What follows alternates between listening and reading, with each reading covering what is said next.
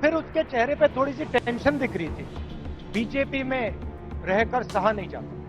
नमस्कार, मैं हूं आपके साथ राखी लांबा और आप देख रहे हैं न्यूज एक्सप्रेस।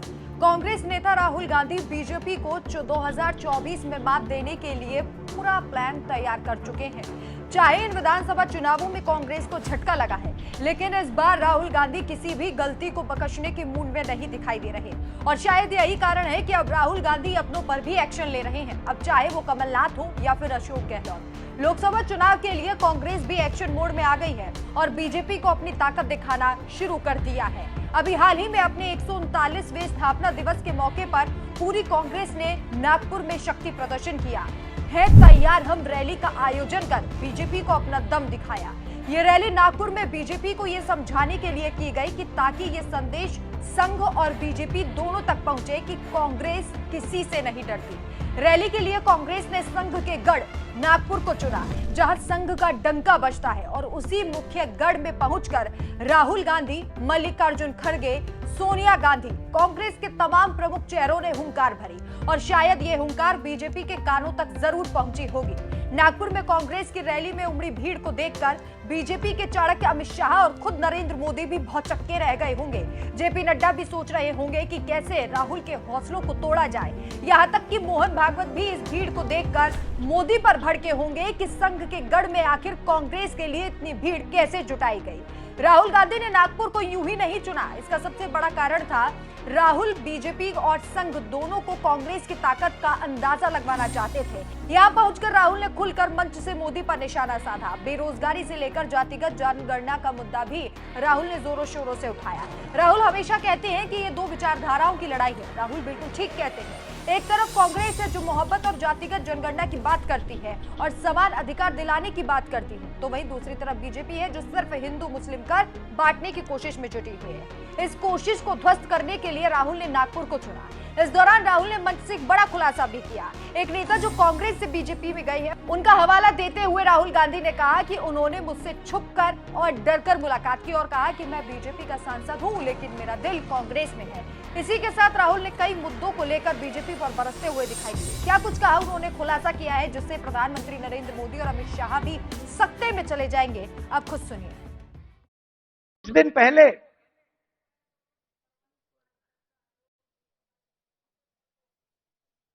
एक बीजेपी का एमपी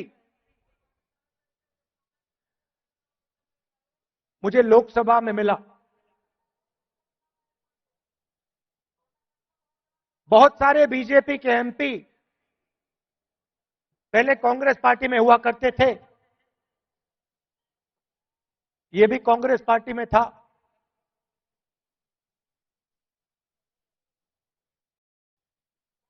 छुप के मिला मुझसे, मुझे दूर से देखा, छुप के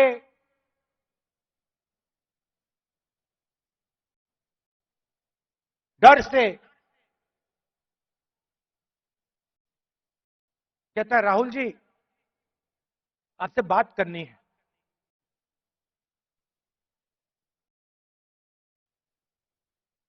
मैंने कहा भाई क्या बात करनी है, तुम तो बीजेपी में हो।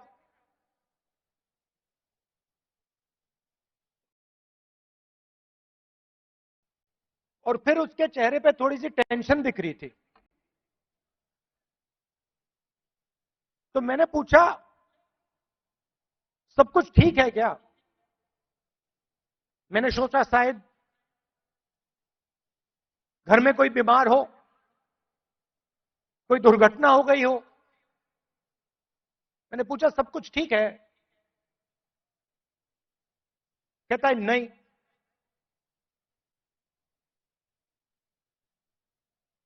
क्या हुआ।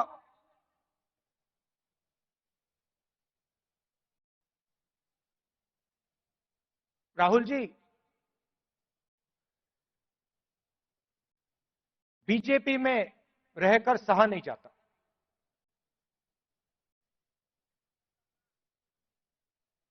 मैं हूं बीजेपी में,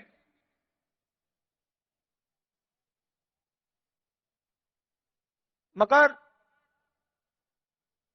दिल मेरा कांग्रेस में है।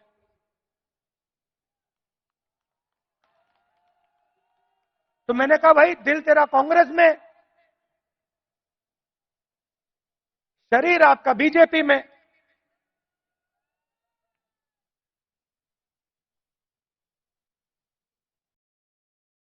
मतलब दिल शरीर को कांग्रेस में लाने से डर रहा है। अब अक्सर आपने बीजेपी को कहते हुए सुना होगा कि हमारी पार्टी कार्यकर्ताओं की पार्टी है, या छोटे से छोटे कार्यकर्ता की सुनी जाती है, लेकिन राहुल गांधी ने इसका भी खुलासा किया। राहुल गांधी ने उस बीजेपी सांसद के दिल की व्यथा को मंच से सभी को सुनाया कि कैसे उसने बताया कि बीजेपी में गुलामी चलती है। मैंने कहा मन क्यों नहीं बनता वहां? आप एमपी हो,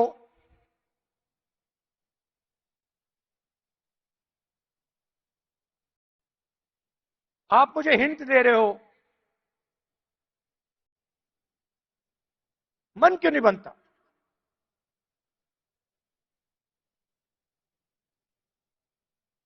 कहता है राहुल जी, बीजेपी में गुलामी चलती है। जो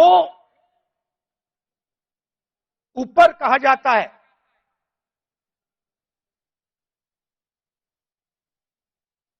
वो बिना सोचे समझे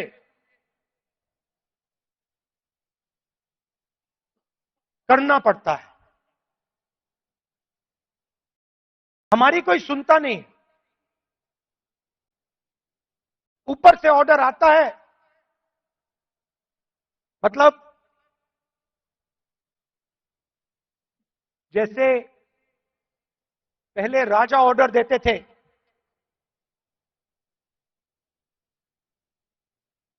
ऊपर से ऑर्डर आता है और उसका पालन करना पड़ता है, अच्छा लगे ना लगे, चॉइस नहीं होती। अब आप राहुल गांधी के मुंह से खुद सुनिए कि आखिर उन्होंने नागपुर को क्यों चुना। क्यों हम बार बार कह रहे हैं कि उन्होंने नागपुर को ऐसे ही नहीं चुन लिया गया, इसके पीछे बहुत बड़ी कहानी है। ये जो पार्टी है, और महाराष्ट्र के कार्यकर्ताओं से खासतौर से बोलना चाहता हूं क्योंकि आप स्पेशल हो। मैं महाराष्ट्र में चला, मैं जब भारत जोड़ो यात्रा में चल रहा था, जैसे ही मैं महाराष्ट्र के अंदर आया, मैंने सोचा कि देखो ये कांग्रेस की जमीन है, ये कांग्रेसियों की जमीन है। इस जमीन में लोगों को कांग्रेस की विचारधारा बिना समझाए समझ आ जाती। और अगर हमारी लड़ाई शुरू हुई तो महाराष्ट्र से हुई थी, इसलिए हम यहां नागपुर में आए हैं आपसे बात करने। तो आप बब्बर शेर हो, आपको किसी से नहीं डरना। आप नहीं डरते हो, आप बब्बर शेर हो, और आपकी विचारधारा की लड़ाई है, आपके दिल की लड़ाई है। और आप और हम मिलकर, आप और हम मिलकर महाराष्ट्र में और पूरे हिंदुस्तान में चुनाव जीतने जा रहे हैं। आप सबका दिल से बहुत बहुत धन्यवाद। तो राहुल गांधी के इन बयानों से साफ पता चलता है कि उन्होंने बीजेपी के लिए पूरा प्लान तैयार कर लिया है। खैर, राहुल ने जिस तरीके से बीजेपी को चुनौती दी है, उस पर आपकी क्या राय है, हमें कमेंट करके जरूर बताएं। और इसी के साथ ये भी बताएं कि साल 2024 में आपको क्या लगता है कि किसका डंका बजने वाला है। हमें कमेंट कर अपनी राय जरूर बताएं। नमस्कार।